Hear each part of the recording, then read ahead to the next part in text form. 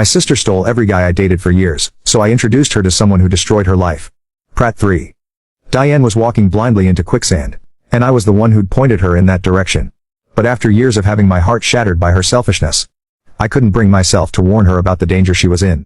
The first crack in Diane's perfect new life appeared 6 weeks later when a lawyer representing Vincent's ex-wife contacted her directly. Vincent had hidden assets during his divorce proceedings, and now Diane could be held liable as an accomplice to fraud. They're saying I might get sued too. Diane called me, panic creeping into her voice. But Vincent explained everything. His ex-wife is just bitter and trying to cause trouble. I made sympathetic noises while secretly knowing this was only the beginning.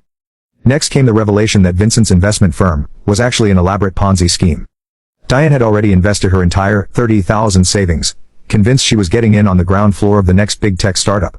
When the SEC shut down the operation, her money vanished overnight. It has to be a mistake. She sobbed during another late-night call. Vincent's lawyers are fighting it. He says we'll get everything back plus interest. But when Diane tried to leave his condo after discovering more lies, Vincent showed his true colors. He grabbed her wrist so hard it snapped. Then locked her in the bedroom while he raged about ungrateful women who didn't appreciate everything he'd done for them.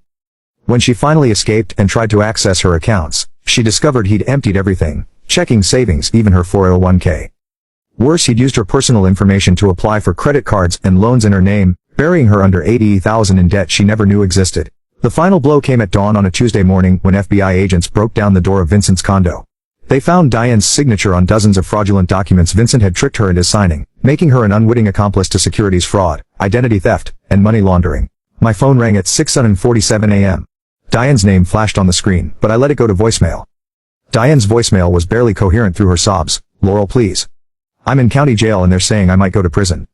Vincent used me for everything and now the FBI thinks I was helping him. I know I hurt you, but please, I'm begging you, I need help. I listened to it 3 times before deleting it. The local news picked up the story within days. Local woman arrested in multi-million-dollar fraud scheme.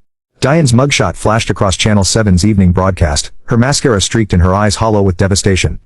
Mom called immediately, hysterical. You have to help your sister. She made mistakes, but she doesn't deserve this. She made her own choices. I replied calmly. Just like she did with Cameron, Marcus, Derek, and Connor. The silence stretched between us before Mom whispered, "You knew, didn't you? You knew what he was." I didn't answer because the truth was too complicated for a simple yes or no. Had I known Vincent would destroy Diane this completely? Not exactly. Had I researched him thoroughly enough to understand he was dangerous? Absolutely. Diane ended up pleading guilty to lesser charges in exchange for testifying against Vincent. She served 8 months in minimum security prison and emerged with a felony record, destroyed credit, and a restraining order that prevented Vincent from contacting her ever again. The family dinners stopped. Mom couldn't look at me the same way, torn between horror at what I'd done and grudging admiration for my methodical revenge.